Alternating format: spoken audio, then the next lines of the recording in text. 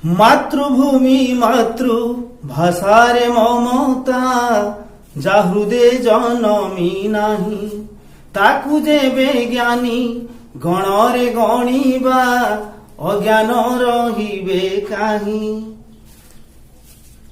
नमस्कार। आज समस्त छात्र छात्री माने तुमे माने समस्ते जानिथिबो एई मातृभूमि मातृभाषा ठारू मूल्यवान जिनिस आउ दुनिया रे केही नाही। जदि आमे निजको बड़ होई एई मातृभूमिर सेवारे नियोजित करी न पारिले ताहले ए जीवनटा निरर्थक होई जिवो। तेणु ए मनीष जीवन 84 लाख जोनि भ्रमण कला परे ए मनीष जीवन आमको प्राप्त होईछि। तेणु एई मनीष जीवन को सार्थक करिवा पई हेले आमे एई मातृभूमि आउ मातृभाषा विषय को ध्यान देवा पड़िबो एवं एई मातृभाषार उन्नति कल्पे निजको चेष्टा करने को पड़िबो एवं अन्य माननकु मध्य ताहा प्रवर्ताइबाकु मध्य पड़िबो।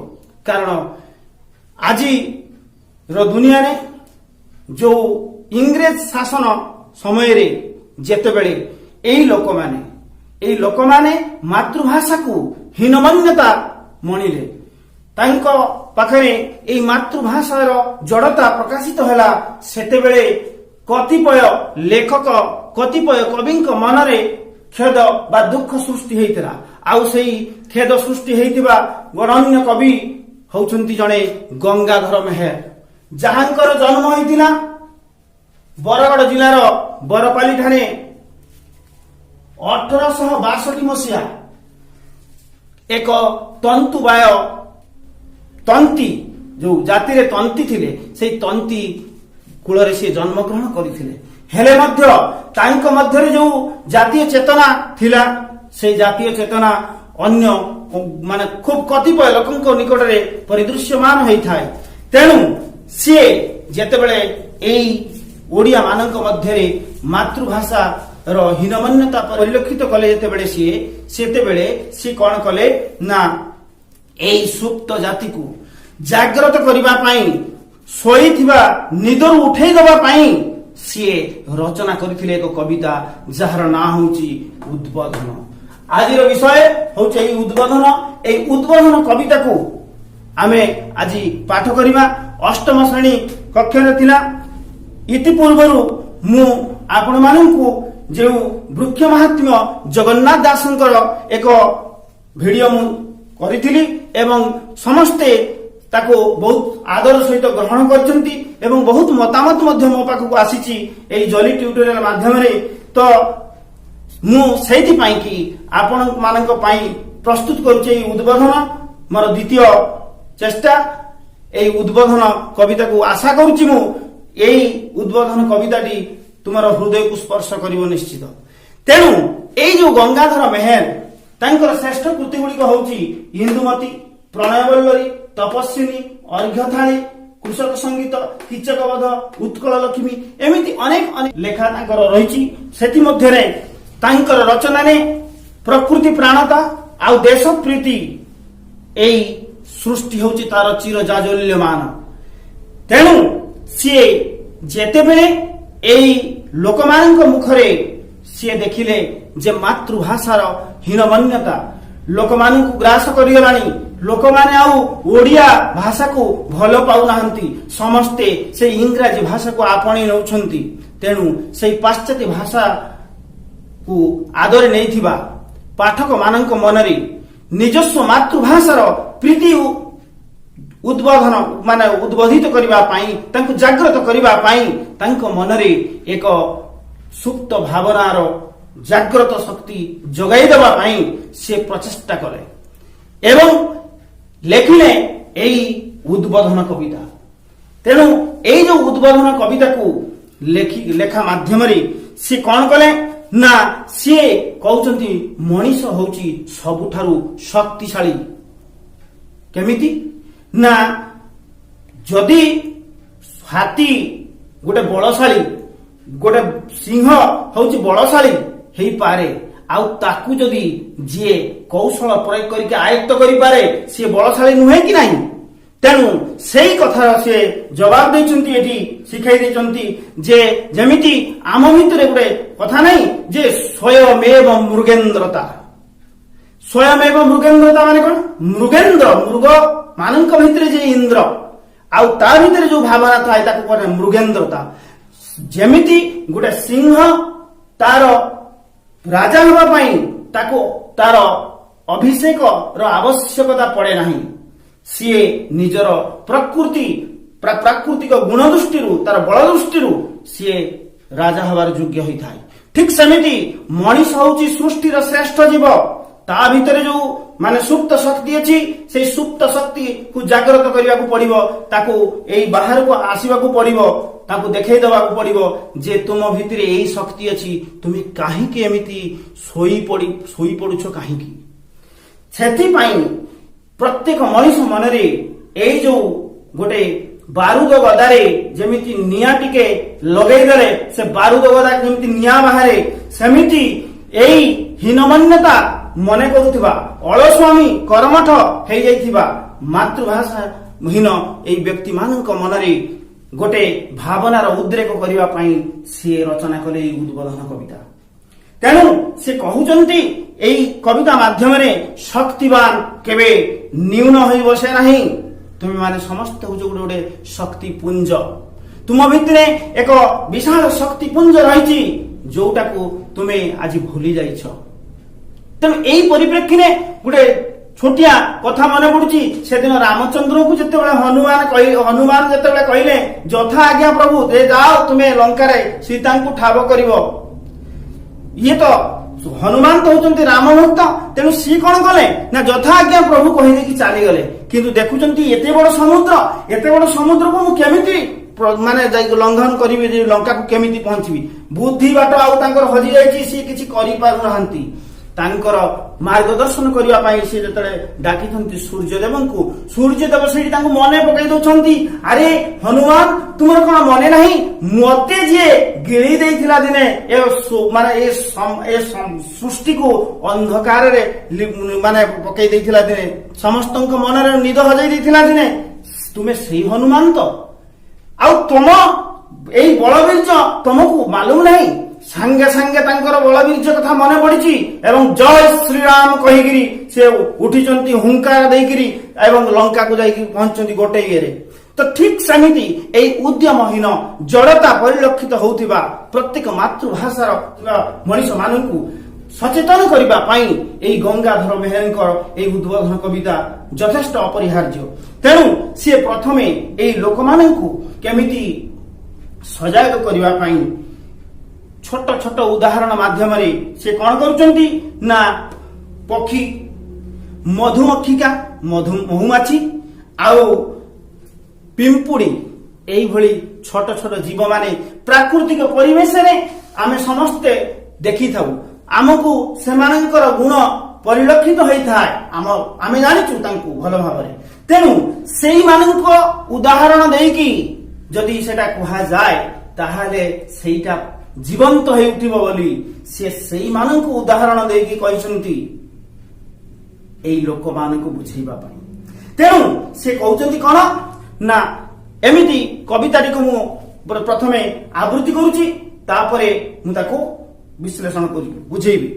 ନବର ବିକାରେ ଫୁଟଇ କମଳ, ଉତ୍ଫୁଲ୍ଲେ ଉଠନ୍ତି ବିହଙ୍ଗ ମଦଳ, ଆହାର ବିହାର ପାଇଁ ତେଜିପୁର, ଉଡ଼ି ଯାଇଥାନ୍ତି କେତେ କେତେ ଦୂର, ମହୁମାଛି ମଧୁ ସଞ୍ଚୟ ଲାଳସେ, ବହୁ ଦୂର ବନ ପର୍ବତେ ବିଳସେ, ବଳ ଥାଉ କେହି ନିଶ୍ଚୟ ମୌନ, ଥାଇ ନ କରନ୍ତି ଜୀବନ ନିଉନ, ସୁପ୍ତ ସିଂହ ମୁଖେ ନ ପଶେ ଆହାର, ଶ୍ରମେ ପିପିଲିକା ପୁରାଏ ଭଣ୍ଡାର, ମେଲିଥିଲେ ପାଟି ଶୋଇ ବୃକ୍ଷ ତଳେ, ବୃକ୍ଷଚ୍ୟୁତ ଫଳ ନ ପଡେ କବଳେ, ଗଜ ସିଂହ ବ୍ୟାଘ୍ର ଦେହେ ଅଛି ବଳ, ତାଙ୍କୁ ବାନ୍ଧେ ନର ପ୍ରକାଶୀ କୌଶଳ, କୌଶଳ ଜନକ ଜ୍ଞାନ ଅଟେ ସିନା ଜନମି ନ ପାରେ ଜ୍ଞାନ ଭାଷା ବିନା ଭାଷା ଯୋଗୁ ସିନା ଦମି ଜୀବଗଣ ମାନବ କରଇ ବିଶ୍ୱେ ରାଜପଣ। ତେଣୁ ଏଇଭଳି ଭାବରେ ସେ କହୁଛନ୍ତି ନବ ରବି କରେ ଫୁଟଇ କମଳ, ଅର୍ଥାତ୍ ଯେତେବେଳେ ମାନେ ସୂର୍ଯ୍ୟ ଉଦୟ ହୁଅନ୍ତି ପ୍ରଥମେ ଆମେ ସମସ୍ତେ ଦେଖିଥିବା ସେଇ ନବ ରବିଙ୍କର ନୂତନ କିରଣ ସ୍ପର୍ଶରେ ନବ ରବି ଯୋଉ ନୂତନ ସୂର୍ଯ୍ୟ ଉଦୟ ହୁଅନ୍ତି ପ୍ରଥମେ ତାଙ୍କର ଯୋଉ ରକ୍ତିମ ଆଭା ଏଇ ଚାରିଆଡେ ପ୍ରକୃତିରେ ଖେଳିଯାଏ। ତେଣୁ ତାଙ୍କର କିରଣରେ କରମାନେ କିରଣ ନବ ରବି କରେ ନୂତନ ସୂର୍ଯ୍ୟ ଯେତେବେଳେ ପ୍ରଥମେ ଉଦୟ ହୁଅନ୍ତି ଏବଂ ତାଙ୍କର କିରଣରେ କଣ ହୁଏ ଫୁଟଇ କମଳ। କମଳ ମାନେ ହଉଛି ପଦ୍ମ ଫୁଲ। ପଦ୍ମ ଫୁଲ କଣ କରେ ନା ପ୍ରସ୍ଫୁଟିତ ହୁଏ ସେତେବେଳେ ପ୍ରାଣ ପ୍ରିୟା ସୂର୍ଯ୍ୟଙ୍କୁ ଏକନିଷ୍ଠ ଚିତ୍ତରେ ପଦ୍ମ ଅନେଇ ରହିଥାଏ କେତେବେଳେ ସିଏ ଉଦୟ ହେବେ, କେତେବେଳେ ସିଏ ତାଙ୍କୁ ଦର୍ଶନ କରିବ। ତେଣୁ ସିଏ ଭକ୍ତ ଭଗବାନର ମିଳନ ହୁଏ ସେତେବେଳେ।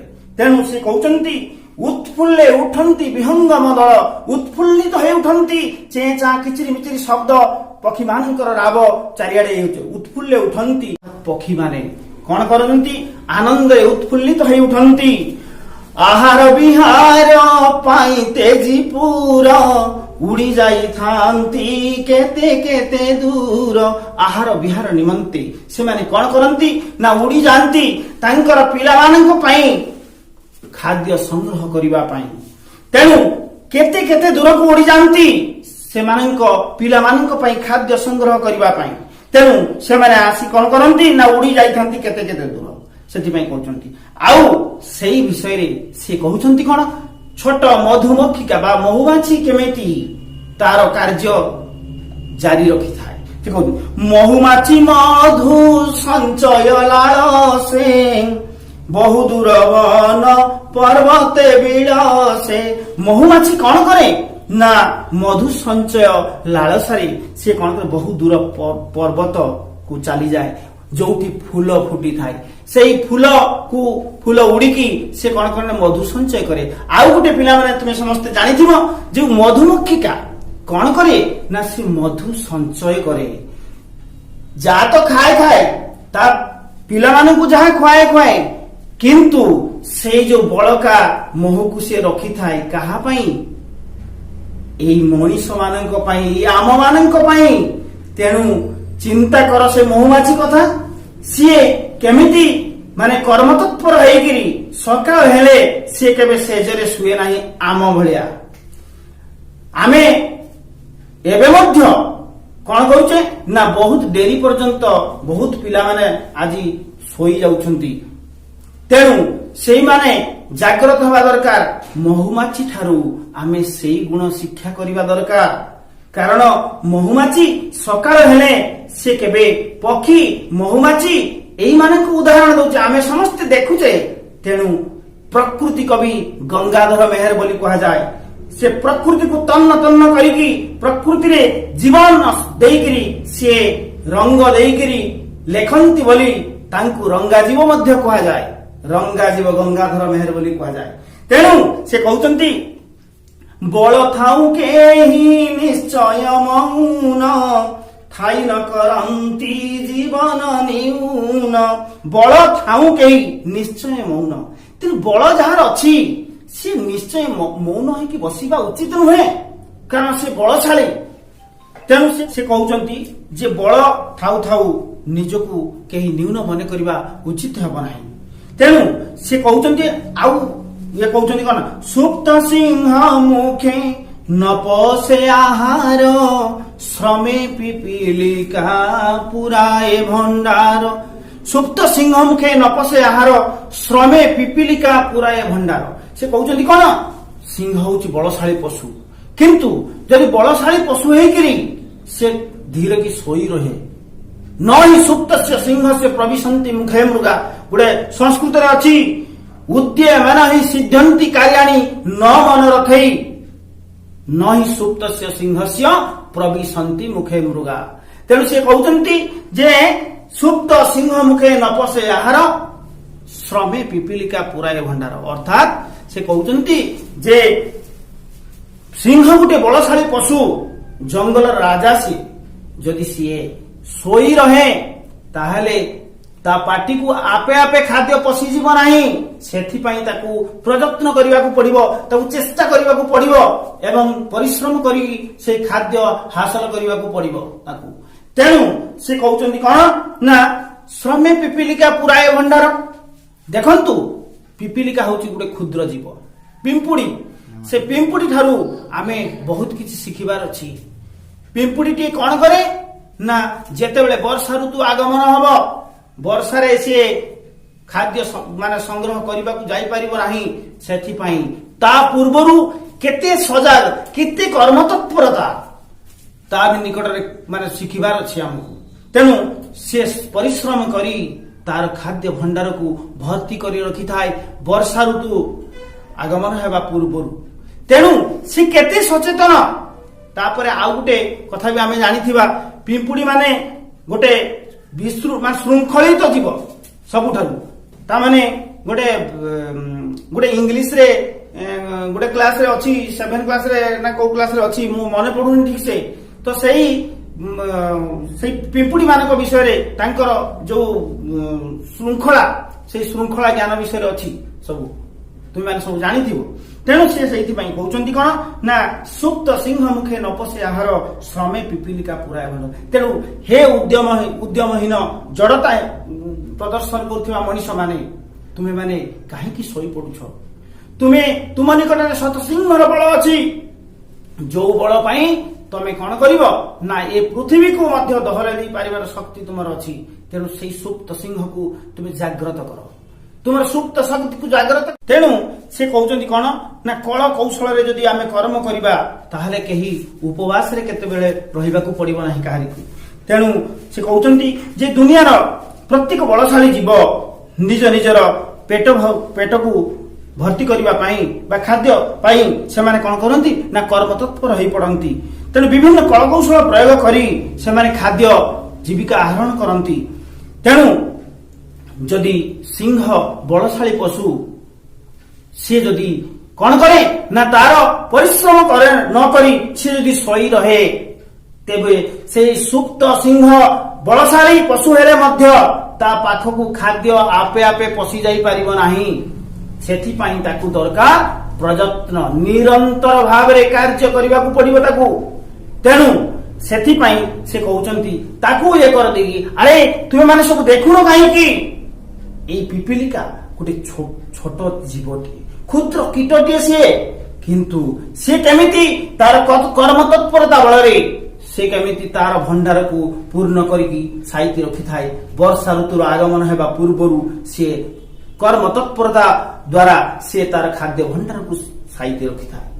ତେଣୁ ସେଥିପାଇଁ ସେ କହୁଛନ୍ତି କଣ ନା ଆଉ ଏକ ପଂକ୍ତିରେ ସେ ଲେଖୁଛନ୍ତି ଯେ କଣ ନା ମେଲିଥିଲେ ପାଟି ଶୋଇ ବୃକ୍ଷ ତଳେ, ବୃକ୍ଷ ଚ୍ୟୁତ ଫଳ ନ ପଡେ କବଳେ। ସେ କହିଲେ ତୁମେ ଯଦି ପାଟି ମେଲି କରିକି କରିକି ଫଳ ଆମ୍ବ ଫଳ ହେଇଛି, ପାଚିଲା ଫଳଟା ମୋ ପାଟିରେ ଗଳିଯିବ ଆସିକି ଆପେ, ବା ଫଳ ଗୋଟେ ଖଜୁରୀ କୋଳି ବା କୋଳି ଗଛ ତଳେ ଶୋଇକି ଯଦି ତୁମେ କରିକି ରହିବ, ତାହେଲେ ଏମିତି କରିକି ଶୋଇକି ଯଦି ମରିଯିବ ପଛେ, ତାହେଲେ ସେ ବୃକ୍ଷରୁ ଚ୍ୟୁତ ହେଇଥିବା ଫଳ ଆସିକି ତୁମ ପାଟିରେ ପଶିଯିବ ନାହିଁ। ତାକୁ କଣ କରିବାକୁ ପଡିବ ନା ପ୍ରଯତ୍ନ କରିବାକୁ ପଡିବ ତୁମକୁ, ଏବଂ ସେଇ ବୃକ୍ଷଚ୍ୟୁତ ଫଳକୁ ପାଇବାକୁ ହେଲେ ତୁମକୁ ଚେଷ୍ଟା କରିବାକୁ ଦରକାର, ଅନବରତ ଚେଷ୍ଟା କରିବାକୁ ପଡିବ, କର୍ମତତ୍ପର ହେବାକୁ ପଡିବ ତୁମକୁ। କବି ଗଙ୍ଗାଧର ମେହେର ତେଣୁ ଆମକୁ କର୍ମତତ୍ପରତା ବିଷୟରେ ତତ୍ପର କରିବା ପାଇଁ ମାତୃଭାଷାକୁ କେମିତି ଆମେ ମାନେ ଚିର ଜାଜୁଲ୍ୟମାନ କରିବା, ଆମ ମାତୃଭାଷାକୁ କିପରି ଭାବରେ ଆମେ ଆମର ଅନ୍ୟମାନଙ୍କ ନିକଟରେ କେମିତି ଆମେ ତାକୁ ବିସ୍ତାରିତ କରିବା, ତାକୁ କେମିତି ଦର୍ଶାଇବା ଯେ ଆମ ମାତୃଭାଷା କେତେ ମହାନ ବୋଲି। ତେଣୁ ସେଇଟା କିଏ କରିବ? ସେ ଆମକୁ ହିଁ କରିବାକୁ ପଡିବ।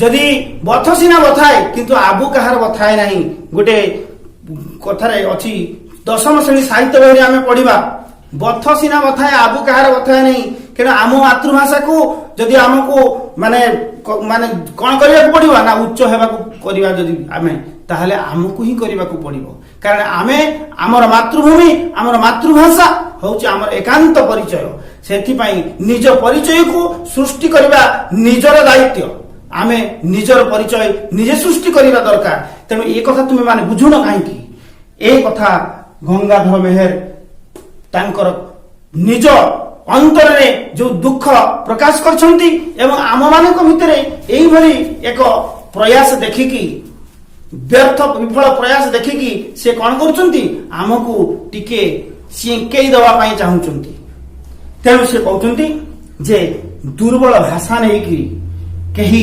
ବିଶ୍ୱରେ ରାଜକରଣ କରିପାରନ୍ତି ନାହିଁ ତେଣୁ ସେ କହୁଛନ୍ତି କଣ ଦେଖ ଗଜ ସିଂହ ବ୍ୟାଘ୍ରେ ଦେହେ ଅଛି ବଳ ତାଙ୍କୁ ବାନ୍ଧେ ନର ପ୍ରକାଶୀ କୌଶଳ ତୁମେ ଦେଖ ଗଜ ସିଂହ ବ୍ୟାଘ୍ର ଏମାନେ ହଉଛନ୍ତି ସମସ୍ତେ ଗୋଟେ ଗୋଟେ ବଳଶାଳୀ ପଶୁ କିନ୍ତୁ ତାଙ୍କ ଦେହରେ ଅମାପ ଅସୀମ ବଳ ଅଛି ଶକ୍ତିଶାଳୀ ସେମାନେ କିନ୍ତୁ ନର ବା ମଣିଷ ହଉଛି ସବୁଠାରୁ ଶ୍ରେଷ୍ଠ ତାଙ୍କଠାରୁ ମଧ୍ୟ ଶ୍ରେଷ୍ଠ ସିଏ କେମିତି ନା ତାଙ୍କୁ ସେଇ ଯୋଉ ବଳଶାଳୀ ପଶୁମାନଙ୍କୁ ବୁଦ୍ଧି ଖଟାଇକି ବୁଦ୍ଧି ବଳରେ ସେ କଣ କରନ୍ତି ତାକୁ ବାନ୍ଧିକି ତାକୁ ଆୟତ୍ତାଧୀନ କରିକି ରଖିପାରେ ଏ ମଣିଷ ତେଣୁ ସେଥିପାଇଁ ସେ କହୁଛନ୍ତି ଗଜ ସିଂହ ବ୍ୟାଘ୍ର ଦେହେ ଅଛି ବଳ ତାଙ୍କୁ ବାନ୍ଧି ନର ପ୍ରକାଶ କୌଶଳ ମାନେ କୌଶଳ ପ୍ରକାଶ କରିକି କୌଶଳରେ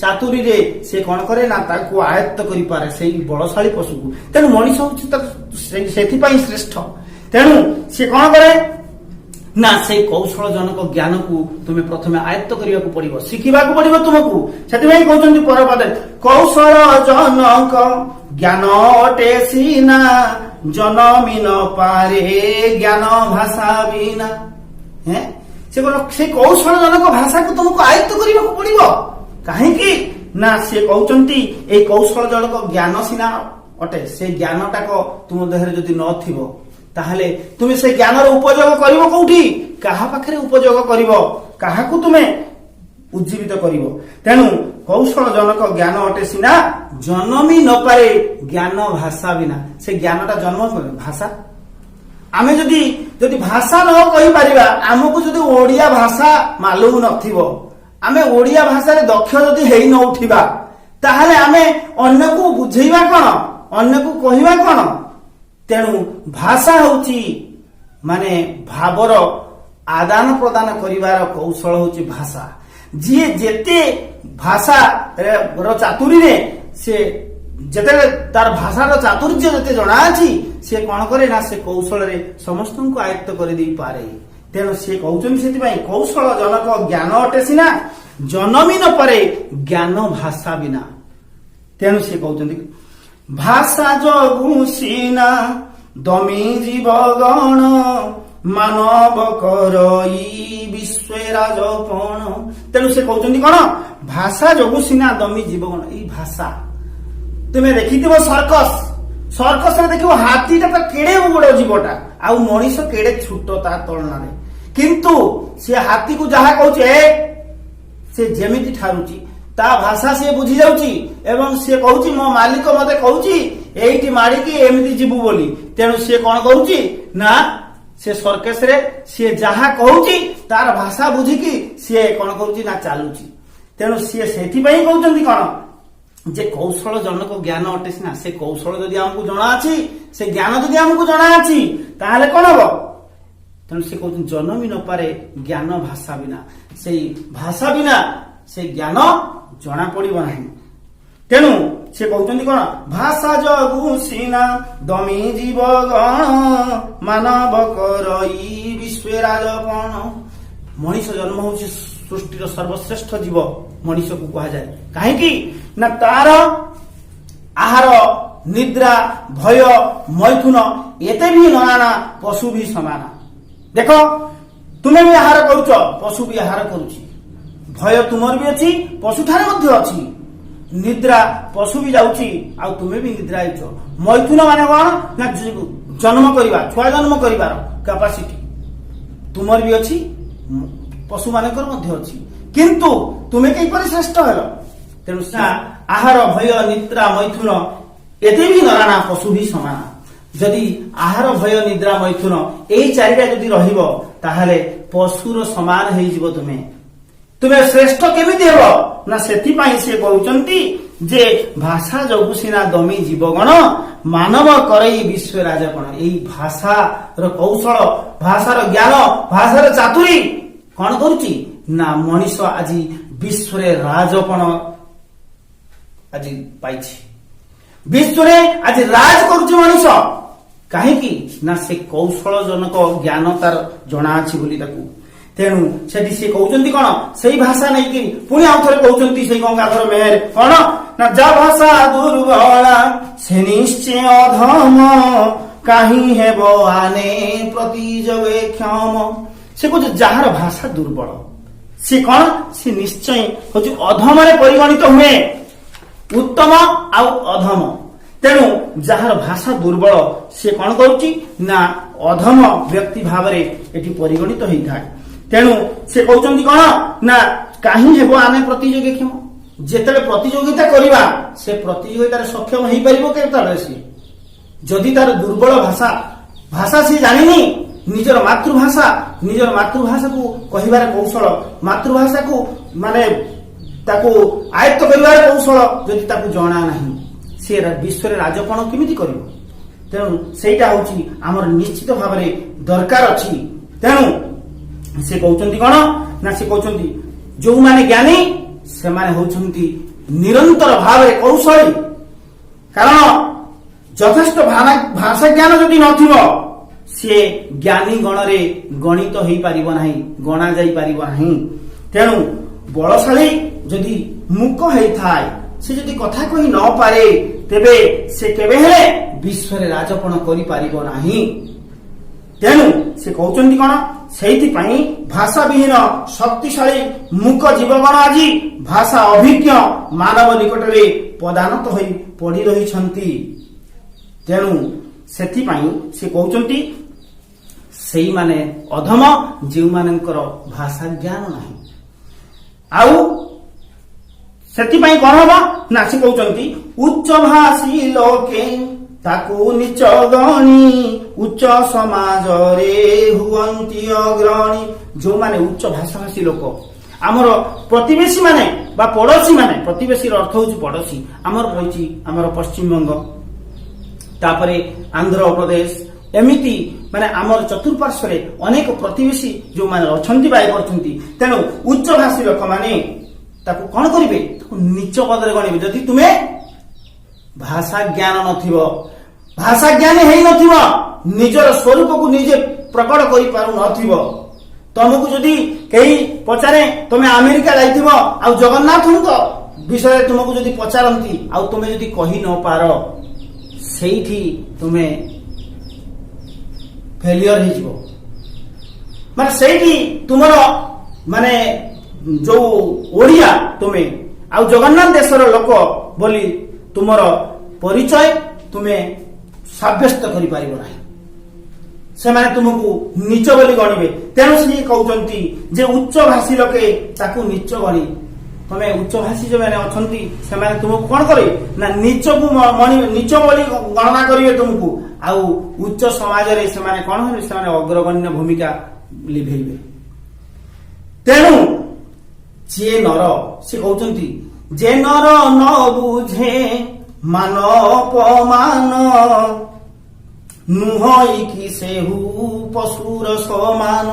ଯିଏ ନର ବା ମଣିଷ ଜନ୍ମ ଶ୍ରେଷ୍ଠ ଜନ୍ମ ଲାଭ କରି ସାରିଲା ପରେ ଯିଏ ଏଇ ଯୋଉ ମାତୃଭାଷା ମାତୃଭୂମି ପ୍ରତି ଯାହାର ମାନେ ଆଦର ନାହିଁ, ଯାହାର ଜ୍ଞାନ ନାହିଁ, ସିଏ କଣ କରିବ, ସିଏ ମାନ କଣ ଅପମାନ କଣ ସିଏ କିଛି ବି ବୁଝିପାରିବ ନାହିଁ।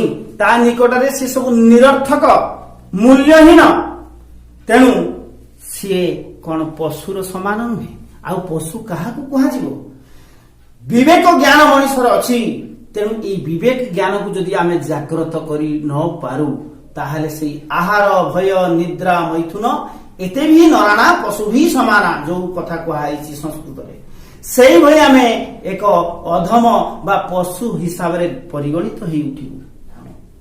ତେଣୁ ସେ କହୁଛନ୍ତି ଯା ଭାଷା ଦୁର୍ବଳା କାହିଁ ତାର ଜ୍ଞାନ, କାହିଁ ତାର ରାଜ ଦୁଆରେ ସମ୍ମାନ। ଯାହାର ଭାଷା ଦୁର୍ବଳ, ଯିଏ ଭାଷାରେ ଯିଏ ଭାଷା କହି ଶିଖି ନାହିଁ, ଜାଣେ ନାହିଁ, ସେ କହୁଛନ୍ତି ତାର ଜ୍ଞାନ କାହିଁ। ଏଠି କବି ଗଙ୍ଗାଧର ମେହେର ସେଥିପାଇଁ ସେ କହୁଛନ୍ତି କାହିଁ ତାର ରାଜଦ୍ୱାରେ ସମ୍ମାନ। ରାଜଦ୍ୱାରରେ ଯେତେବେଳେ ପଣ୍ଡିତ ମାନଙ୍କର ସଭା ହେବ, ସେ ପଣ୍ଡିତ ମାନଙ୍କ ସଭାରେ ନିଜର ଭାଷାର ଚାତୁର୍ଯ୍ୟ ଯଦି ତୁମେ ଦେଖେଇ ନ ପାରିଲ, ତୁମେ ଯଦି ଅନ୍ୟମାନଙ୍କ ଭିତରେ ତୁମେ ଯଦି ଅଗ୍ରଗଣ୍ୟ ଭୂମିକା ଲିଭେଇ ନ ପାରିଲ, ତାହେଲେ ତୁମେ କଣ ହବ? ତୁମର ରାଜଦ୍ୱାରରେ ସମ୍ମାନ ପାଇବାର ଯୋଗ୍ୟ ହେଇପାରିବ ନାହିଁ। ସେଥିପାଇଁ ଗଙ୍ଗାଧର ମେହେର ସୂଚାଇ ଦେଇଛନ୍ତି ଆମକୁ। ତେଣୁ ସେଥିପାଇଁ ତୁମେ ମାନେ ସବୁ କଣ କର? ପ୍ରଥମେ ଉଚ୍ଚ ହେବା ପାଇଁ କର ଯେବେ ଆଶା, ଉଚ୍ଚ କର ଆଗେ ନିଜ ମାତୃଭାଷା। ତେଣୁ ସେ କହୁଛନ୍ତି ଯେ ଉଚ୍ଚ ହେବା ପାଇଁ ଯେବେ ତୁମେ ଆଶା ପ୍ରକଟ କର, ତାହେଲେ ତୁମକୁ କରିବାକୁ ପଡିବ କଣ? ପ୍ରଥମେ ନା ନିଜର ମାତୃଭାଷାକୁ ଆଗେ ଉଚ୍ଚ କରିବାକୁ ପଡିବ। ତୁମେ ମାତୃଭାଷା ଜ୍ଞାନକୁ ତୁମେ ଆଗେ ତୁମକୁ ଜାଣିବାକୁ ପଡିବ। କାରଣ ସେଦିନ ରବୀନ୍ଦ୍ରନାଥ ଠାକୁର ଆଉ ମହାତ୍ମା ଗାନ୍ଧୀ, ଫକୀରମୋହନ ସେନାପତି, ଏମାନେ ଯୋଉ କଥା କହିଥିଲେ ଯେ ମାତୃଭାଷା ହଉଛି ମାତୃସ୍ତନ୍ୟ ପରି ମୂଲ୍ୟବାନ, ଅର୍ଥାତ୍ ମା କ୍ଷୀର ଯେମିତି ମୂଲ୍ୟବାନ, ସେମିତି ଅନ୍ୟ କୌଣସି ଟନିକ ଏ ପୃଥିବୀରେ କେହି ବୈଜ୍ଞାନିକ କଣ କେହି ଗବେଷକ ତିଆରି କରିପାରନ୍ତି ନାହିଁ ଆଜି ପର୍ଯ୍ୟନ୍ତ। ତେଣୁ ସେ କହୁଛନ୍ତି ଯେ ଏଇ ଯୋଉ ମାତୃଭାଷା ହଉଛି ମାର ସ୍ତନ୍ୟ ପରି ମୂଲ୍ୟବାନ। ଯେମିତି ମା ଠୁ ଯେତେବେଳେ ପ୍ରଥମେ ଛୁଆଟି ଜନ୍ମ ନିଏ, ଆଉ ସେ କଣ କରେ ନା ସେଇ ମାତୃସ୍ତନ୍ୟକୁ ପାନ କରିଥାଏ। ଅନ୍ୟ କୌଣସି ଜିନିଷ ସେଇଭଳି ତା ମାତୃସ୍ତନ୍ୟ ଭଳି ମୂଲ୍ୟବାନ ସାବ୍ୟସ୍ତ ହେଇପାରେ ନା। ଠିକ ସେମିତି ସେ କହୁଛନ୍ତି ଯେ ଉଚ୍ଚ ହେବା ପାଇଁ କର ଯେବେ ଆଶା, ଉଚ୍ଚ କର ଆଗେ ନିଜ ମାତୃଭାଷା। ତେଣୁ ନିଜ ମାତୃଭାଷାକୁ ଆଗେ ତୁମେ ଉଚ୍ଚ କରିବା ପାଇଁ ତୁମକୁ ହବ। ତେଣୁ ତୁମେ ସେଇଆ କର। ନାହିଁ ଯେବେ ହୃଦେ ଉଚ୍ଚ ଅଭିଳାଷ, କର ଆମୋଦର ପଲଙ୍କେ ବିଳାସ। ସେ କଣ କହିବାକୁ ଚାହାନ୍ତି ଏଠି? ନା ସେ କହୁଛନ୍ତି ଏଇ ସମୃଦ୍ଧ ଆମର ମାତୃଭାଷା ହିଁ ମାତୃଭୂମିର ନର ନାରୀ ମାନଙ୍କୁ କଣ କରେ ନା ଉଚ୍ଚ ଆସନ ପ୍ରଦାନ କରେ। ତେଣୁ ସେ କହୁଛନ୍ତି କଣ? ଉଚ୍ଚଭାଷୀ ଉଚ୍ଚାଭିଳାଷୀ ପ୍ରଥମେ ହେବା ଆବଶ୍ୟକ। ତେଣୁ ଉଚ୍ଚାଭିଳାଷୀ ହେବାକୁ ହେଲେ ଆମେ ପ୍ରଥମେ ନିଜ ମାତୃଭାଷାକୁ ସର୍ବପ୍ରଥମ ଉଚ୍ଚ ଏବଂ ଉନ୍ନତ କରିବାକୁ ପଡିବ। ଆମକୁ ନିଜ ହୃଦୟରେ ସର୍ବଦା ନିଜ ଅଭିଳାଷ ପୋଷଣ କରିବାକୁ ପଡିବ। ତେଣୁ ଆମୋଦ ପ୍ରମୋଦର ଯୋଉ ପଲଙ୍କରେ ବିଳାସ ବ୍ୟସନରେ ରହିକି ସୁଖ ସ୍ୱପ୍ନ ଦେଖିକି ଯଦି ଆମେ କଣ କରୁ ନା ଶୋଇ ପଡୁ, ତାହେଲେ କଣ ହବ ନା ହୃଦୟର ଉଚ୍ଚାଭିଳାଷୀ ଉଚ୍ଚ ଅଭିଳାଷ ଆମେ ଯଦି ଖାଲି ଚିନ୍ତା କରିବା ତାହେଲେ ପରିପୂରଣ ହେଇପାରିବ ନାହିଁ। କାରଣ ସେଥିପାଇଁ ସେ କହୁଛି ନ ହି ସୁପ୍ତସ୍ୟ ସିଂହସ୍ୟ ପ୍ରବିଶନ୍ତି ମୁଖେ ମୃଗା, ଉଦ୍ୟମେନ ହିଁ ସିଦ୍ଧନ୍ତି କାର୍ଯ୍ୟାଣୀ ନ ମନର୍ଥୈ। ସେ କହୁଛନ୍ତି ଉଦ୍ୟମ ଦରକାର, ଉଦ୍ୟମରେ କାର୍ଯ୍ୟ ସିଦ୍ଧି ହେଇଥାଏ। ତେଣୁ ସେ କହୁଛନ୍ତି ଆମ ରାଜ୍ୟ ସେହିପରି ଅନୁନ୍ନତ ଅବସ୍ଥାରେ ପଡି ରହିବ ଯଦି ତୁମେମାନେ ସେଇଭଳି ଉନ୍ନତି କଳ୍ପେ ଚିନ୍ତା କରିବ ନାହିଁ। ତେଣୁ ଆମ ପଡୋଶୀ ରାଜ୍ୟର କ୍ରମାଗତ କଣ କରିବେ ନା ପ୍ରତିବେଶୀ ମାନେ ଆମକୁ କଣ କରିବେ ନା ହୀନମନ୍ୟତା ମନେ କରିବେ, ହେୟ ଜ୍ଞାନ ମନେ କରିବେ। ଦରକାର ପଡିଲେ ଆମ ଉପରେ ଚଢିକି ସେମାନେ ଚାଲିଯିବେ, ଆମେ ସେମିତି ପଡି ରହିଥିବା ସବୁଦିନ ପାଇଁ। ତେଣୁ ମାତୃଭାଷାର ଉନ୍ନତି ବିନା ଆମେ କେବେ ହେଲେ ରାଜାଙ୍କର ଅନୁଗ୍ରହ କେବେ ଲାଭ କରିପାରିବା ନାହିଁ। ଆମେ ପ୍ରତିବେଶୀଙ୍କ ସହିତ ଆମେ କେବେ ତୁଳନୀୟ ହୋଇପାରିବା ନାହିଁ। ଏଥିରୁ ଆମର ଦୀନତା ଆଉ ନ୍ୟୁନତା ପ୍ରତିପାଦିତ ହୋଇ ପଡିବ। ସେଥିପାଇଁ ସେ କହୁଛନ୍ତି କଣ ନା ନାହିଁ ଯେବେ ହୃଦେ ଉଚ୍ଚ ଅଭିଳାଷ, କର ଆମୋଦର ପଲଙ୍କେ ବିଳାସ। ତୁମ ଉଚ୍ଚ ଅଭିଳାଷ ଯେତେବେଳେ ନାହିଁ ସେତେବେଳେ କଣ କରିବ? ତାହେଲେ ତୁମେ କଣ କର ନା ଆମୋଦରେ ମାନେ ଅତ୍ୟନ୍ତ ବିଳାସ ବ୍ୟସନରେ ତୁମେ କଣ କର ନା ପଲଙ୍କରେ ଶୋଇ ରହିକି ସ୍ୱପ୍ନ ଦେଖ। ତେଣୁ ହେ ମଣିଷ ମାନେ, ହେ ମାନବ ମାନେ, ହେ ଓଡ଼ିଶାର ଯୋଉ ଜନ୍ମିତ ଶିଶୁଗଣ, ତୁମେ ମାନେ କଣ କର ନା ଏଇଭଳି ଭାବରେ ଯଦି ତୁମେ ଶୋଇ ରହିବ ଆଉ ସ୍ୱପ୍ନ ଦେଖୁଥିବ, ତାହେଲେ କଣ କରିବ ନା ପ୍ରତିବେଶୀଙ୍କର ଚରଣ ପ୍ରହାର ଚିହ୍ନ ଶ୍ରେଣୀ କର ବକ୍ଷ ଦେଶେ ହାର। ତାହେଲେ କଣ ହବ ନା ତୁମକୁ ମାଡ଼ିକିରି ପ୍ରତିବେଶୀ ମାନେ, ତୁମର ପଡୋଶୀ ମାନେ, ସେମାନେ କଣ କରିବେ ନା ସେ ତୁମ ଉପରେ ଚଢିକି ଚାଲିଯିବେ, ତୁମ ବେକରେ ମଧ୍ୟ ମାଡ଼ିକି ଚାଲିଯିବେ ସେମାନେ। ତେଣୁ ସେ ପ୍ରତିବେଶୀ ମାନଙ୍କର ଚରଣକୁ ପ୍ରହାର ଆଘାତ ତୁମେ ସହିବାକୁ ପଡିବ ଏବଂ ତୁମକୁ ସେଇ ପାଦ ଚିହ୍ନ ତାଙ୍କର ଦେଖାଯିବ, ମାନେ ପଡିଥିବ ତୁମ ଉପରେ। ତେଣୁ ସେଇଭଳି କଣ ହବା ପାଇଁ ଚାହୁଁଛ ତୁମେ? ତେଣୁ ଗଙ୍ଗାଧର ମେହେର ଏଠି କହୁଛନ୍ତି ଯେ ମାତୃଭାଷାର ଉନ୍ନତି ଉପରେ ଜୀବନର ସଫଳତା ନିର୍ଭର କରୁଛି। ତେଣୁ ତୁମେ କଣ କର, ଆମ ମାତୃଭାଷାକୁ ତୁମେ କଣ କର ନା ହୀନ ବିବେଚନା କର ନାହିଁ, ସବୁଦିନ ହୀନମନ୍ୟ ହୋଇ ରହିଯିବା ଯେ ଆମେ, ଏ କଥା ସେ କହୁଛନ୍ତି। ତେଣୁ ସେ କହୁଛନ୍ତି ଯେ ଉଚ୍ଚ ପଦ ପାଇଁ ଡାକିଲେ ରାଜନ, କେତେ ଜଣ ଅଛ ତହିଁକି ଭାଜନ। ଯେ ଯଦି ରାଜା ଯଦି ଡାକନ୍ତି ଉଚ୍ଚ ପଦ ପାଇଁ, ଯଦି ଡାକନ୍ତି ରାଜା ତାଙ୍କ ରାଜ ଦରବାରକୁ, ସେତେବେଳେ ତୁମେ କେତେ ଜଣ ଅଛ ତାଙ୍କୁ ମାନେ ସାବ୍ୟସ୍ତ କରିବା ପାଇଁ, ସେଇ ନିଜର ଜ୍ଞାନକୁ ମାନେ ବିକଶିତ କରିବା ପାଇଁ, ନିଜର ଜ୍ଞାନର କୌଶଳକୁ କେମିତି ମାନେ ଦର୍ଶେଇବା ପାଇଁ ତୁମେ କେତେ ଜଣ ଅଛ, ସେଥିପାଇଁ କେତେ ଜଣ ଯୋଗ୍ୟ ଅଛ ବୋଲି ସେ ପଚାରୁଛନ୍ତି। ତେଣୁ ପ୍ରତିବେଶୀଙ୍କର ସହିତ ତୁଳନା ସେ କହୁଛନ୍ତି ଯେ ତହିଁରୁ ବୁଝିବ ନିଜେ କେଡ଼େ ଦିନ କରିଅଛ ପୁଣି ମାତୃଭାଷାହୀନ। ତେଣୁ ସେଇଥିରୁ ତୁମେ ବୁଝିପାରିବ ଯେ ନିଜେ କେଡ଼େ ଦିନ, ଦରେ ଦୀର୍ଘହୀନ ଦିନ, ଦିନ ମାନେ ଏଠି ଦରିଦ୍ର, ମାନେ ମାତୃଭାଷା ଜନିତ କେତେ ଦରିଦ୍ର ତୁମେ, ଏଇ ମାତୃଭାଷା ଜ୍ଞାନରେ କେତେ ଦିନ ତୁମେ, କେତେ ଗରିବ, କେତେ ଦରିଦ୍ର ତୁମେ ସତରେ କରିଅଛ ପୁଣି ମାତୃଭାଷାହୀନ।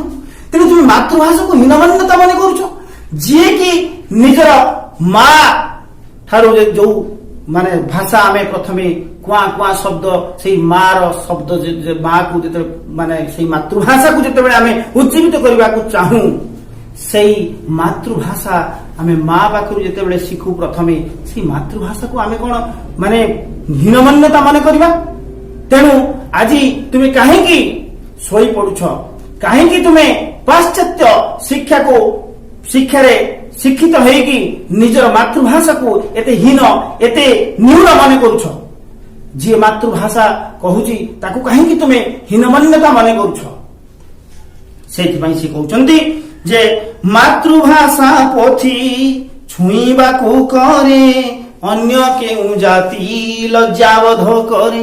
ତେଣୁ ଏଇ ଯୋଉ ମାତୃଭାଷାର ବହି ଯଦି ଆମେ ଛୁଇଁବା ବା ଧରିକି ଆମେ ଯିବା, କେତେକ ଅଛନ୍ତି ଯେ ଏଇ ମାତୃଭାଷା ବହି ଯଦି ଆମେ ନେଇକି ଯିବା, ସେମାନେ କଣ କରିବେ ନା ଆମକୁ କେତେ ଦିନ କରିବେ। କାରଣ ଆମେ ଯଦି ଇଂଲିଶ ଟିକେ କହିଲା, ତାହେଲେ ଆମେ କହୁଛେ ବହୁତ ଜାଣିଛେ, ଇଂଲିଶ କହୁଛେ, ବହୁତ ଜାଣିଛି, ତାର ଜ୍ଞାନ ବହୁତ ଅଛି। କିନ୍ତୁ ଆମେ ଜାଣିବା ଦରକାର ପ୍ରକୃତରେ ଆମର ଜ୍ଞାନ କଣ। ଇଂଲିଶ କହିଦେଲେ ଖାଲି ଜ୍ଞାନ ହେଇଯାଏନି, ତା ଭିତରେ ମାତୃଭାଷା ଜନିତ ଯୋଉ ମାନେ ଅନୁଭୂତି, ଶ୍ରୀ ଶ୍ରୀ ଠାକୁର କହୁଛନ୍ତି ଅନୁଭୂତିରେ ଯାହା ଜଣାଯାଏ ସେଇଟା ହଉଛି ଜ୍ଞାନ। ତେଣୁ ଏଇ ଯୋଉ ମାତୃଭାଷାଟା ଆମର ଅନୁଭୂତିରୁ ହିଁ ସୃଷ୍ଟି ହେଇଥାଏ। ଯୋଉ ଅନୁଭୂତି ଭିତରେ ଆମେ ଆସିକିରି ଏଇ ମାତୃଭାଷାକୁ ମାଙ୍କ ଠାରୁ ପାଇଥାଉ, ସେଇ ଅନୁଭୂତିରୁ ଆମେ ଯୋଉ କଥା କହୁ, ସେଇଟା ହଉଛି ଆମର ମାତୃଭାଷା। ସେଇଟା ପ୍ରଥମତଃ ହିଁ ଉଜ୍ଜୀବିତ ହେବା ଦରକାର ଆମ ଥିଲେ। ତେଣୁ ସେ କହୁଛନ୍ତି କଣ ଯେ ମାତୃଭାଷା ପୋଥି, ମାତୃଭାଷାର ଯୋଉ ବହି ଛୁଇଁବାକୁ କରେ ଅନ୍ୟ କେଉଁ ଜାତି କଣ ଲଜ୍ଜାବୋଧ କରେ। ତେଣୁ ସେ କହୁଛନ୍ତି ଏଇଠି ଯେ ଉଠ ଉଠ ଭାଇ ଉଠ ନବୀନ ଆଲୋକେ ଶୋଇଥିଲେ ଚାହିଁ ହସୁଥିବେ ଲୋକେ।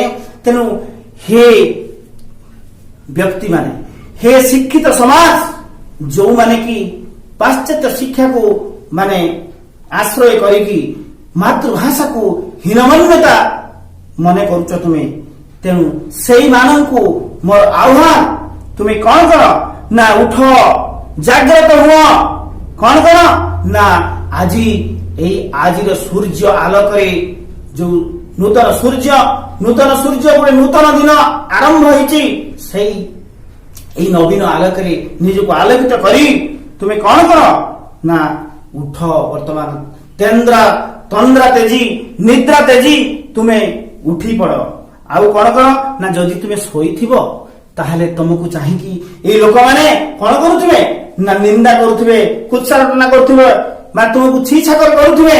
ତେଣୁ ସିଏ କହୁଛନ୍ତି ଶୋଇଥିଲେ ଚାହିଁ ହସୁଥିବେ ଲୋକେ। ତୁମେ ଯଦି ଶୋଇଥିବ ଏମିତି ତାହେଲେ ଲୋକମାନେ ତୁମକୁ ପରିହାସ କରିବେ, ଥଟ୍ଟା କରିବେ, ଲୋକମାନେ ହସୁଥିବେ ତୁମକୁ ଦେଖିକିରି।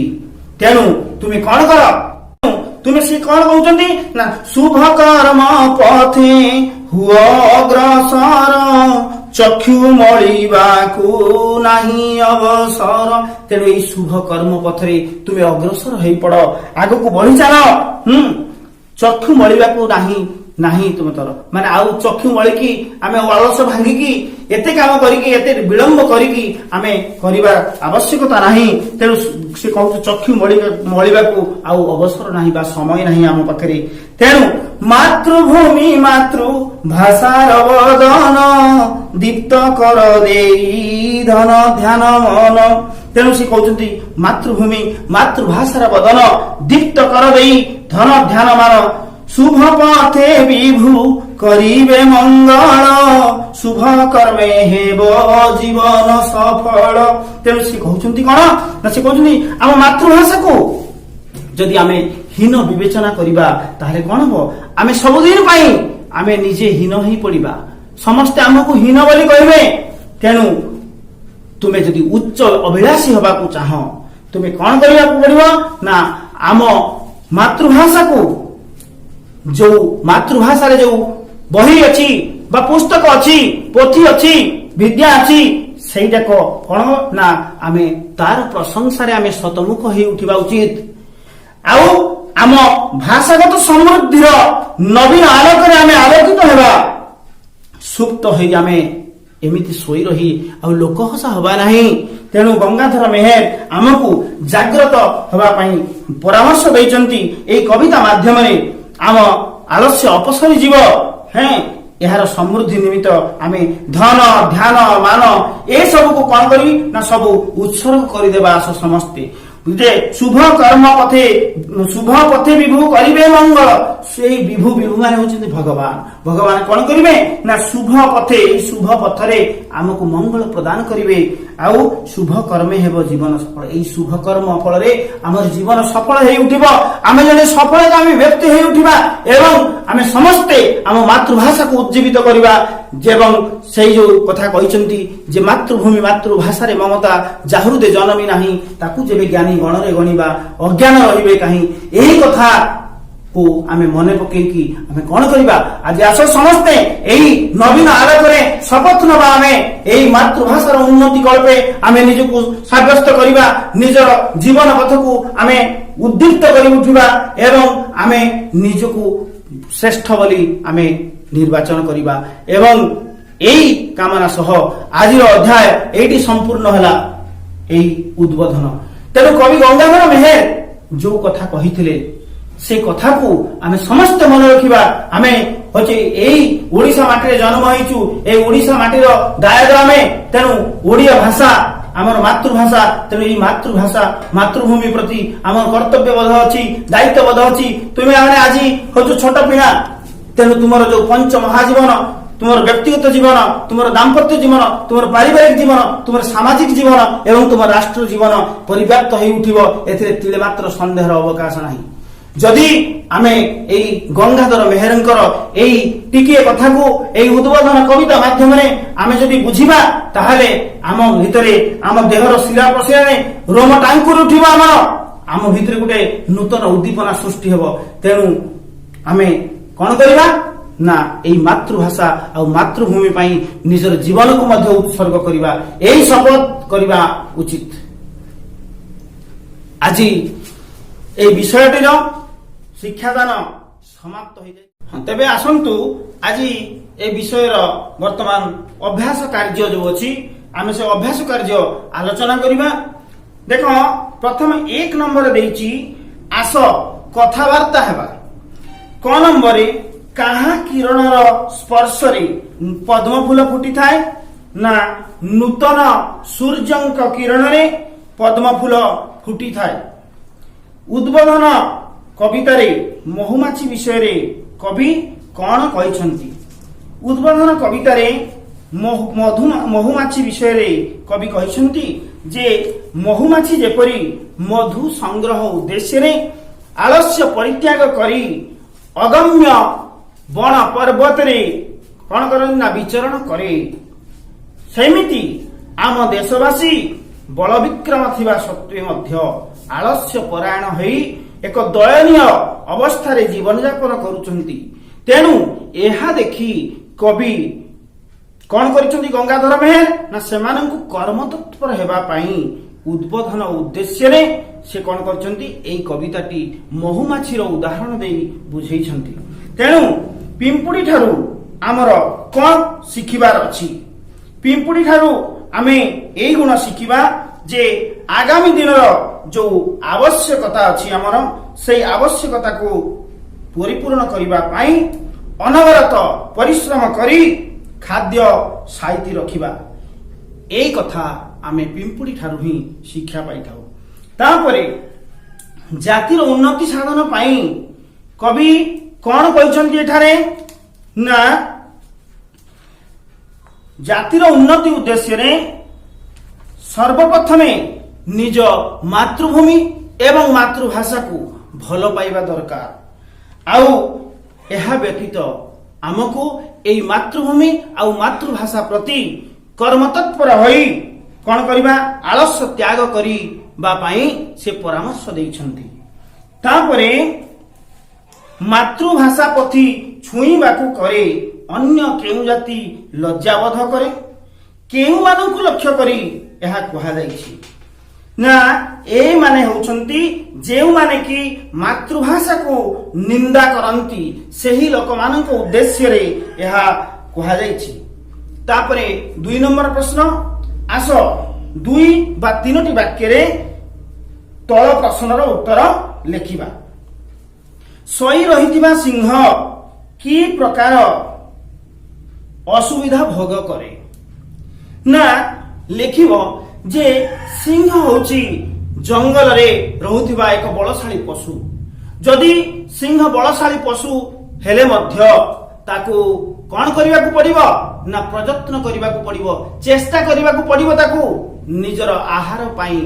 तेणु जदि सिंह बलशाली पशु होई जदि कौन करे ना आलस्य परायण होई थाए तेबे कौन करे ना ताकू उपवास रहिबा को पड़ी थाए।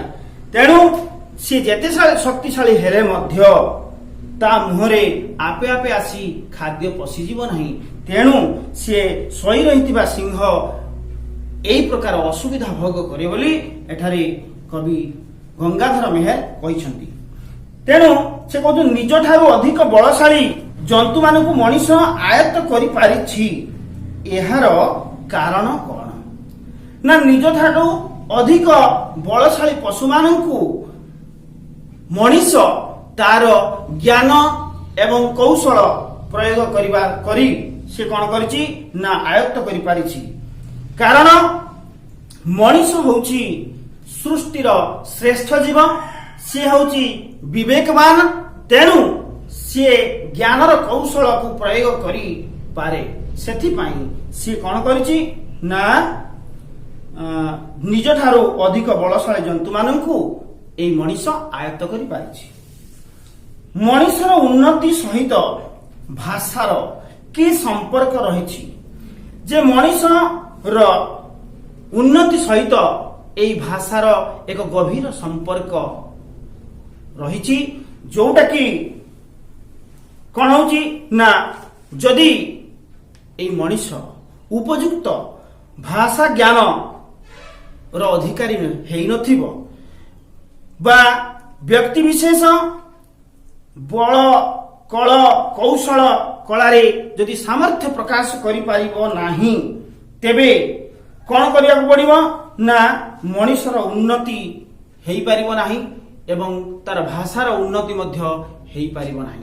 ତେଣୁ ସେ କହୁଛନ୍ତି ଯେ ମଣିଷର ଉନ୍ନତି ସହିତ ଭାଷାର ମଧ୍ୟ ସମ୍ପର୍କ ରହିଛି। କଣ ପାଇଁ ଆମେ ହୃଦୟରେ ଉଚ୍ଚ ଅଭିଳାଷ ପୋଷଣ କରିବା?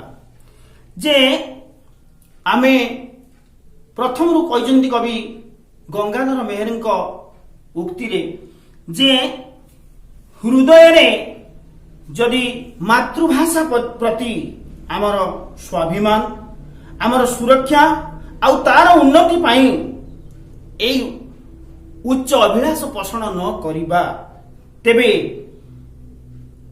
ଆମେ କେବେ ସମାଜରେ ଉଚ୍ଚ ସମ୍ମାନରେ ଅଧିଷ୍ଠିତ ହୋଇପାରିବା ନାହିଁ। ତେଣୁ ଆମେ ଯଦି ହୃଦୟରେ ଉଚ୍ଚ ପୋଷଣ କରିବା, ତାହେଲେ ଆମେ ଏଇ ମାତୃଭାଷାର ଉନ୍ନତି କଳ୍ପେ ନିରନ୍ତର ପ୍ରଯତ୍ନ କରିବାକୁ ବାଧ୍ୟ ହେବା। ତେଣୁ ମନରେ ଏଇଭଳି ଭାବରେ ଉଚ୍ଚ ଅଭିଳାଷ ପୋଷଣ କରିବା ଉଚିତ। ତାପରେ କବି ଏଇ ଯୋଉ କହିଛନ୍ତି ଏଠି ଦେଶବାସୀ ମାନଙ୍କୁ କି ଆହ୍ୱାନ ଦେଇଛନ୍ତି ଯେ ଏଇ ପଂକ୍ତିରେ ଏହାର କବି ହେଉଛନ୍ତି ଆମର ଗଙ୍ଗାଧର ମେହେର। ଏଠାରେ ଯେତେବେଳେ ଗଙ୍ଗାଧର ମେହେର ପରିଲକ୍ଷିତ କଲେ ଯେ ଏଇ ଉତ୍କଳରେ ଆମର ଓଡ଼ିଶାର ଓଡ଼ିଆ ଭାଷାଭାଷୀ ମାନେ ଯେଉଁମାନେ ସେମାନଙ୍କ ଭିତରେ ଯେତେବେଳେ କର୍ମତତ୍ପରତା ବିମୁଖ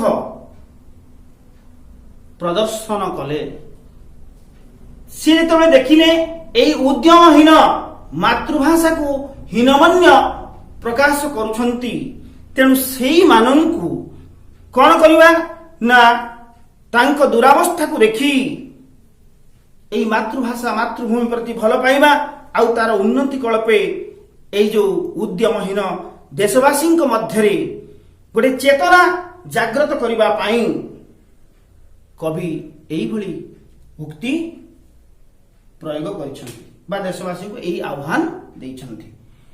ତାପରେ ଦେଖ ଏଠି ଦେଖ, ଏଟା 3 ନମ୍ବର ଦେଇଛି, ତୁମକୁ ଭଲ ଲାଗୁଥିବା ପଦ ଗୁଡିକ ଆବୃତ୍ତି କରି ସାଙ୍ଗମାନଙ୍କୁ ଶୁଣାଉ।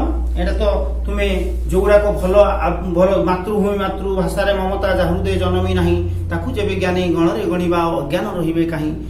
ଏଇ ଯୋଉ ଦେଇଛି ମାତୃଭାଷା ପଥି ଛୁଇଁବାକୁ କରେ ଅନ୍ୟ କେଉଁ ଜାତି ଲଜ୍ଜାବୋଧ କରେ।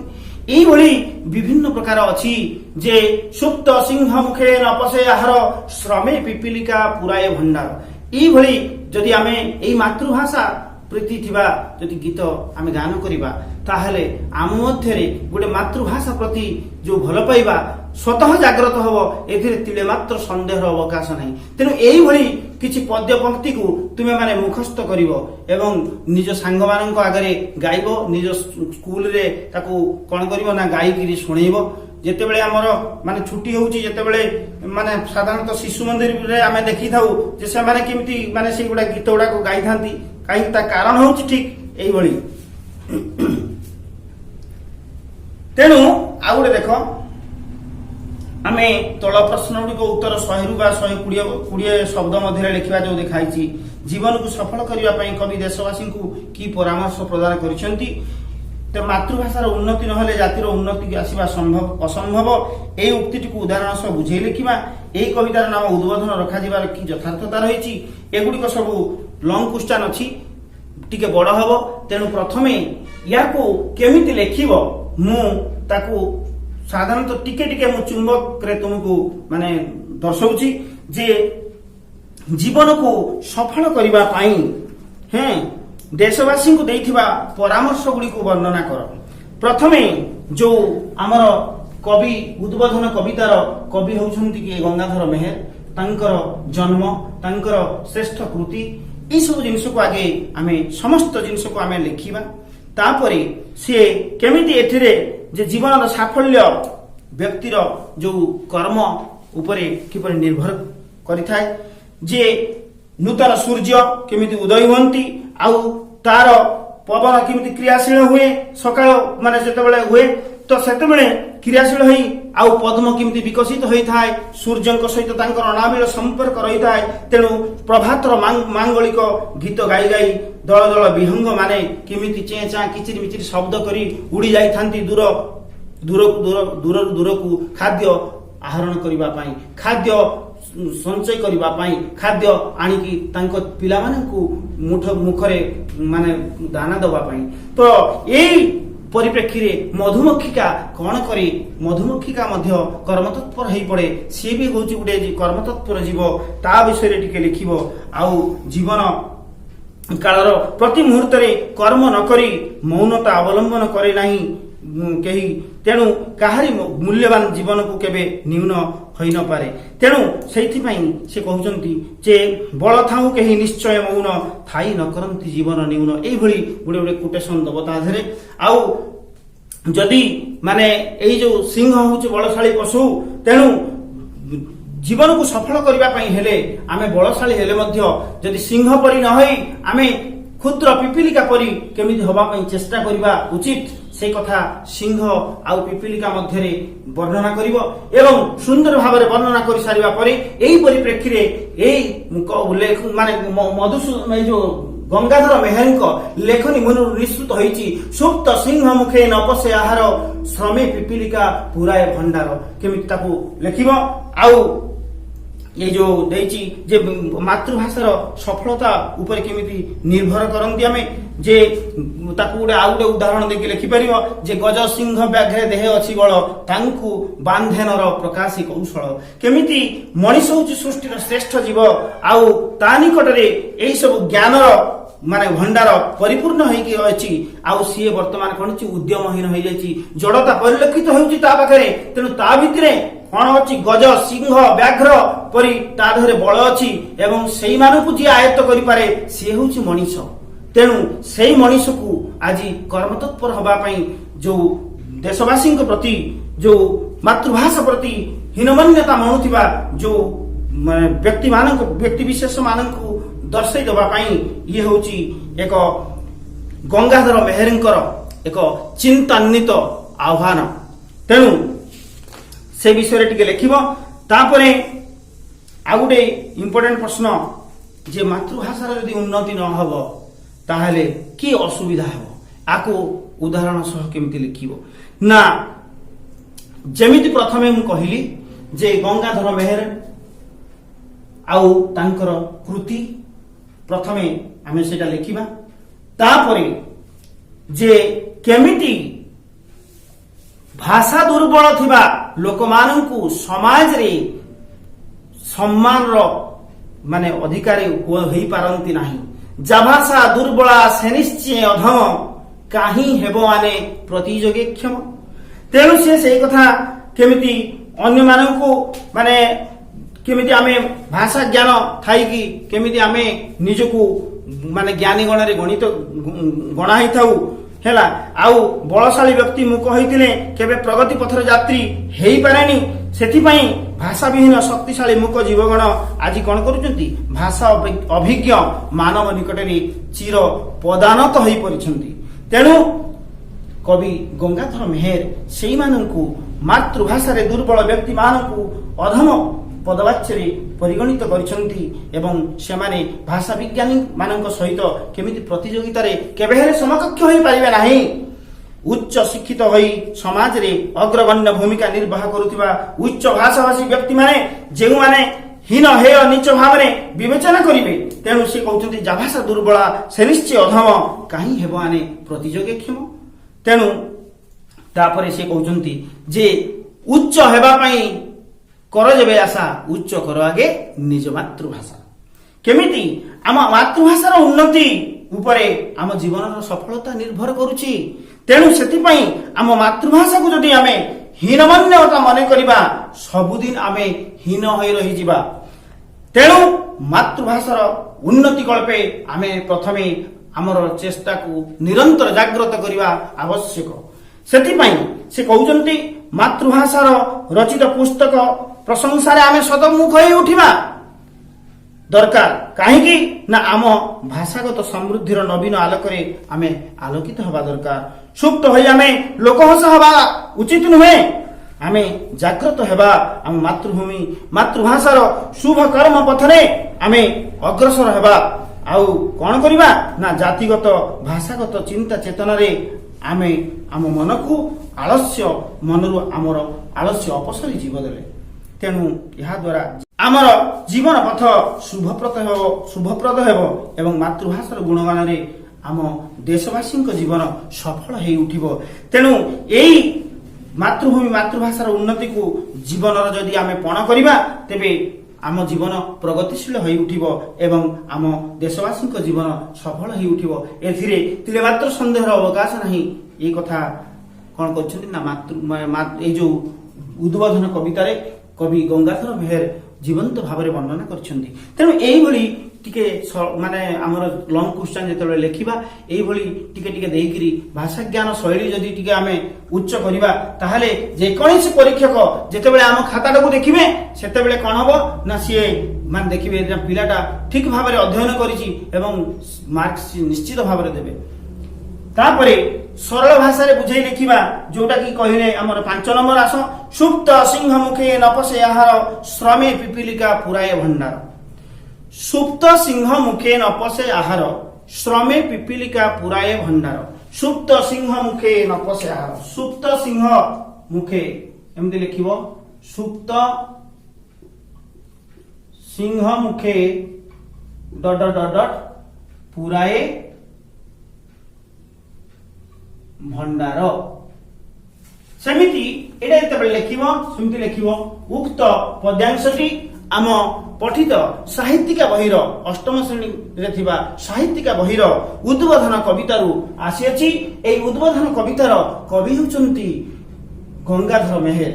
तांकर जन्म 1862 मसिया रे हेइतिला एवं 1924 मसिया रे से मृत्युवरण करथिले। तांकर जीवन काल भितरे सीए छाडी जाइतिले यही श्रेष्ठ कृति गुड़िक मध्यरु लेखिब अर्घ्य थाली हिंदुमती प्रणय बल्लरी तपस्विनी यही भली विभिन्न कविता तांको लेखनी मुनरु निश्चित होइथिरा।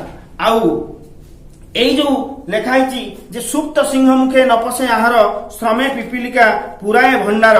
एठारे सिंह होउची बलशाली पशु एक बलशाली पशु सिंह हेले मध्य जदि सिंह अनवरत श्रम करी न थाए ताहले से जदि आलस्य परायण होई सुप्त भाव में सोई रही थाए ताहले से केबे हेले खाद्य प्राप्त होई न थाए ताकू एवं पिंपुड़ी एक क्षुद्र जीव हेले मध्य ता मध्य थिबा कर्म तत्परता किभली प्रकाश पाई थाए ए विषय रे एठारे वर्णना करिसंती।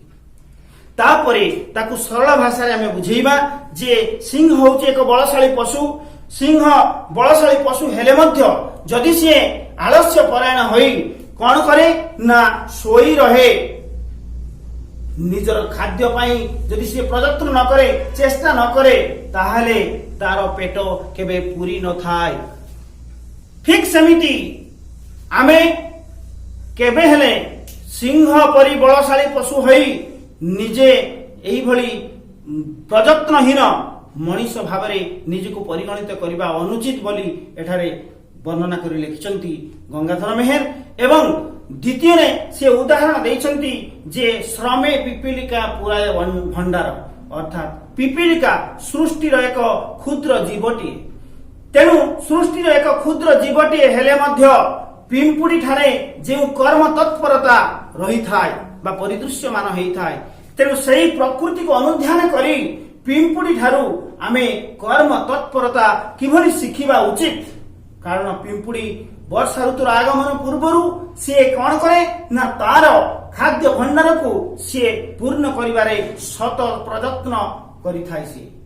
तेणु ता पेट केबे अपोषण होई रहे नाही।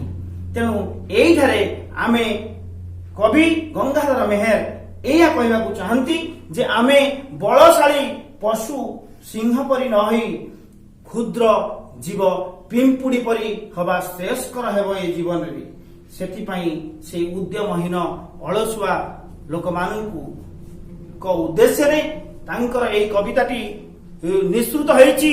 तांको लेखनी मनरु सुप्त सिंह मुखे नपसे आहार श्रमे पिपीलिका पुराय भंडार।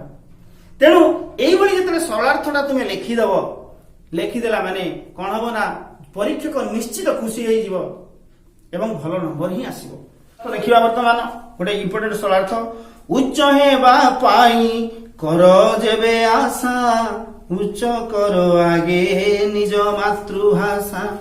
ଉଚ୍ଚ ହେବା ପାଇଁ କର ଯେବେ ଆଶା ବା ଉଚ୍ଚ ହେବା ପାଇଁ ଡଟ ଡଟ ଡଟ ଡଟ କଣ କର ନିଜ ମାତୃଭାଷା। ଏମିତି ଲେଖିଦେଇ ସାରିଲା ପରେ କଣ କରିବ ନା ଏଇ ଯୋଉ ପ୍ରଥମେ ଯେମିତି ଲେଖିଥିଲେ ଯୁକ୍ତ ପଦ୍ୟାଂଶଟି ଆମ ପଠିତ ସାହିତ୍ୟିକା ବହିରେ ଥିବା ଉଦ୍ବୋଧନ କବିତାରୁ ଅଣାଯାଇଅଛି ବା ଆନିତ। ଏଠାରେ କବି ହେଉଛନ୍ତି ଗଙ୍ଗାଧର ମେହେର।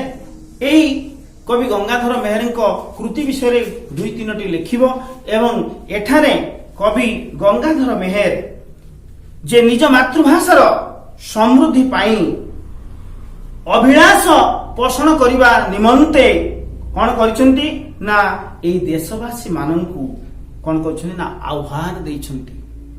ତେଣୁ ତାଙ୍କର ଆଶାନ୍ୱିତ ଆହ୍ୱାନକୁ କିଭଳି ଭାବରେ ବିଶଦ ଭାବରେ ବର୍ଣ୍ଣନା କରିବ ତା ତଳେ ସେଟା ଲେଖିବା ଆମେ ଯେ ଏଇ ଯେଉଁଠି ଆମେ ଜନ୍ମ ହେଇଥିଲେ ଆମର ପ୍ରଥମ ଏନ୍ତୁଡ଼ି ଯୋଉଠି ଜଳିଥିଲା ସେଇ ଜନ୍ମସ୍ଥାନ ପଲ୍ଲୀଗ୍ରାମ ହଉଛି ପ୍ରଥମେ ଆମର ଜନ୍ମଭୂମି ବା ମାତୃଭୂମି। ତେଣୁ ଏହାର ଫୁଲ ଫଳ ଶାକ ତଣ୍ଡୁଳ ପନିପରିବା ଇତ୍ୟାଦି ଖାଇ ଆମ ଜୀବନକୁ ଆମେ ପରିପୁଷ୍ଟ କରିଛେ ଏବଂ ଏଡେଠୁ ଏଡେ ବଡ ହେଇଛେ ଆମେ।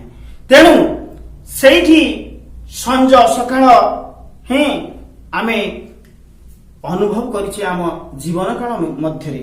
ତେଣୁ ସେଇ ଜନ୍ମଭୂମି ଠାରୁ ଆମେ ପ୍ରଥମେ କଣ ପାଇଛେ ନା ରୂପ ରସ ଗନ୍ଧ ସ୍ପର୍ଶ ଶବ୍ଦ ଏଇଭଳି ଆମେ ଜ୍ଞାନ ଆହରଣ କରିଛେ ତା ପାଖରୁ।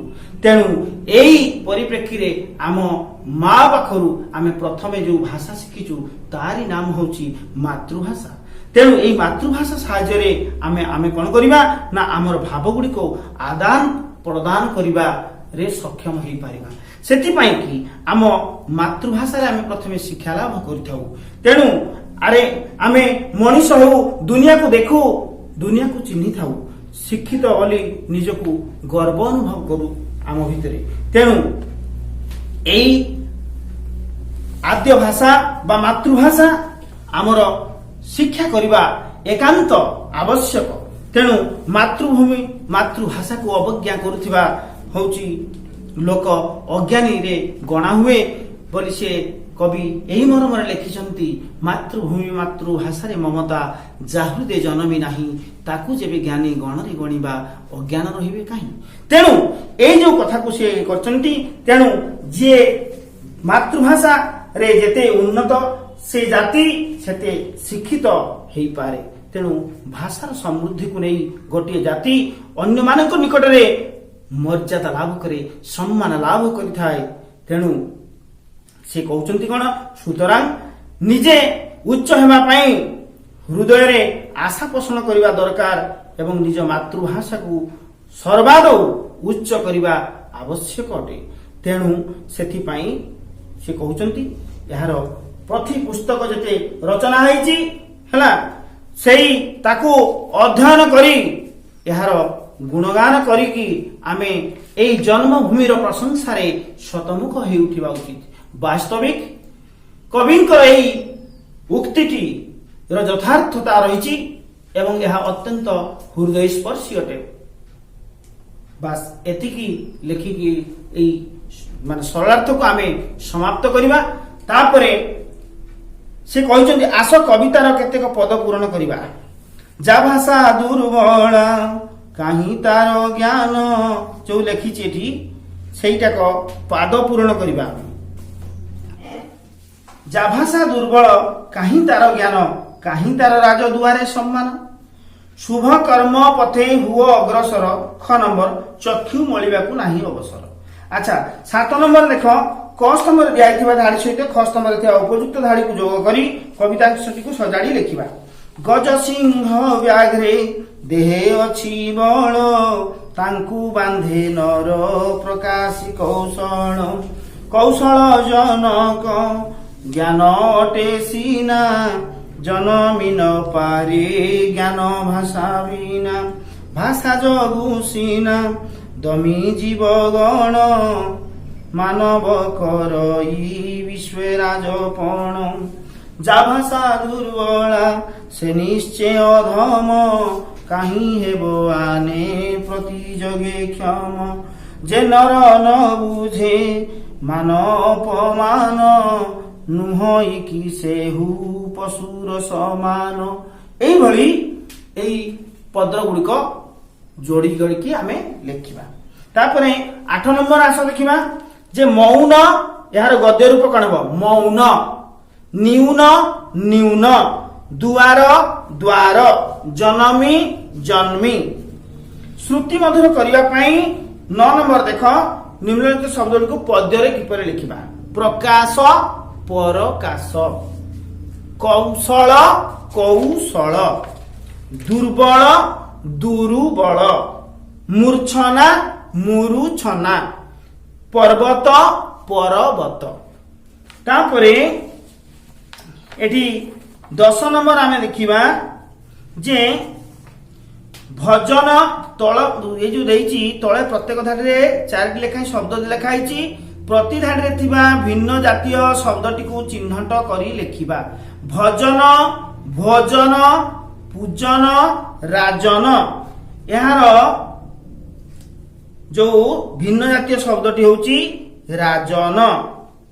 ତାପରେ ଖ ନମ୍ବର ହଉଛି ଟାଣପଣ, ରାଜପଣ, ଷୋଳପଣ ଆଉ ବଡପଣ, ଏହାର ଭିନ୍ନ ଶବ୍ଦଟି ହଉଛି ଷୋଳପଣ।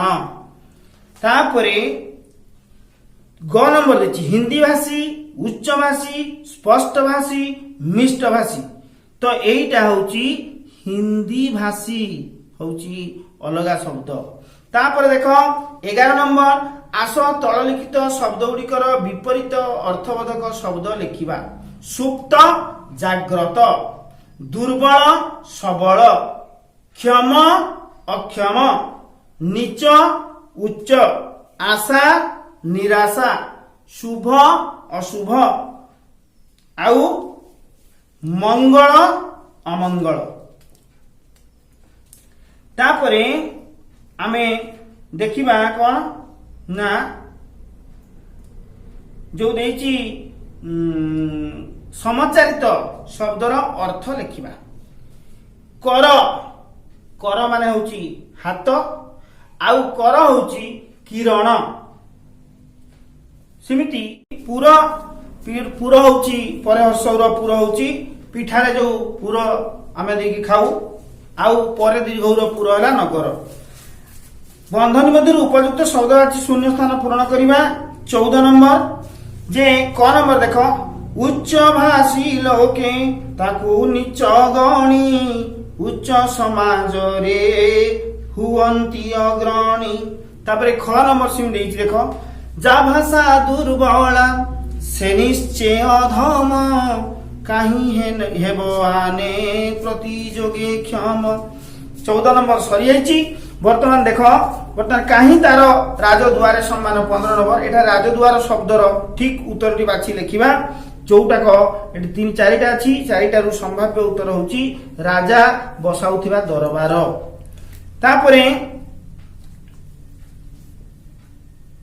ଏଠି ଗୋଟେ ଦେଇଛି, ଏଟେ ନିଜର ଜ୍ଞାନର ବିକାଶ ନିମନ୍ତେ ଗୋଟେ ଦେଇଛି ସିନା ବିନା ପ୍ରହାର ଜୁହାର ବଦନ ସପନ ଦିନ ହୀନ ଆହାର ବିହାର। ଏଇ ଶବ୍ଦଗୁଡ଼ିକୁ ବିଭିନ୍ନ ଧାଡ଼ିରେ ଶେଷ ଶବ୍ଦ ଭାବରେ ବ୍ୟବହାର କରି ଗୋଟିଏ ଛୋଟିଆ କବିତାଟିକୁ ଲେଖିବାକୁ ଚେଷ୍ଟା କରିବା।